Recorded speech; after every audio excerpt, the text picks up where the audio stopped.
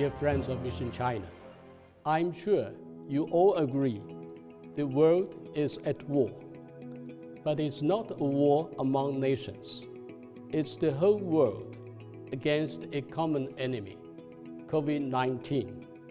As we fight the coronavirus, we can truly say we are all together. And that's the message we hope will resonate from this edition of Vision China. Organized in collaboration with Tsinghua University, which itself is a pioneer in medical science against the disease. And we are doing this to hold the heightened sense of community at the G20 Special Summit. In the past 2 months and more, an all-out people's war has been unfolding in China.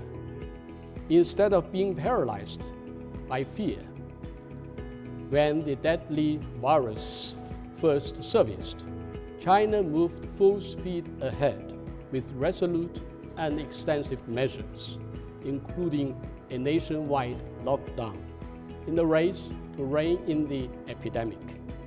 As a Beijing-based foreign diplomat observed in China Daily, the efforts of the Chinese government and people are a true testament to their strength and bravery, even in the direst of times. The epidemic has undoubtedly taken an immense toll on the nation, and we mourn our countrymen who died in the tragedy. However, the sacrifices borne by the Chinese people have served to stem the transmission of the virus, giving the rest of the world precious time to prepare for the looming crisis. This is no time for complacency, but it's fair to say that with the most ambitious, agile, and aggressive disease containment effort in history, as described by officials of the World Health Organization, China has achieved what many deemed impossible. Statistics for recent weeks highlights the significant progress China has made to bring the outbreak under control. Just as the international community rallied to help us in our time of need, China has been quick to lend a hand to other countries in both knowledge sharing and material aid. China's inspirational experiences, treatment protocols, and effective social mobilization have won plaudits, as is reflected in readers' feedback on our special website, Fighting COVID-19 the Chinese Way, which is a database designed for foreign audiences to learn about how to combat the disease.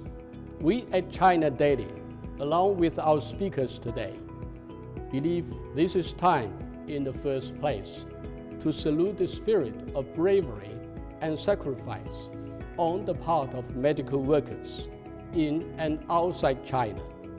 Judging from what's happening elsewhere, it can be said that without the dedication of more than 42,000 doctors and nurses who rushed to Wuhan, the worst-hit Chinese city, to join forces with local professionals, many more lives would have been lost.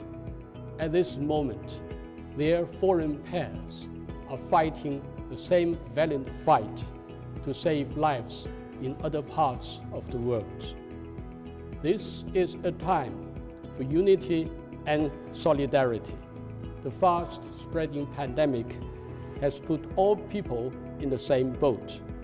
We need to join hands and close ranks, and not to rock the boat with divisive behavior.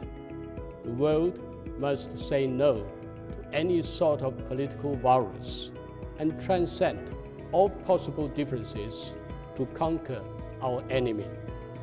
This is a time for reason and responsibility. The true nature and origin of this virus remain unknown.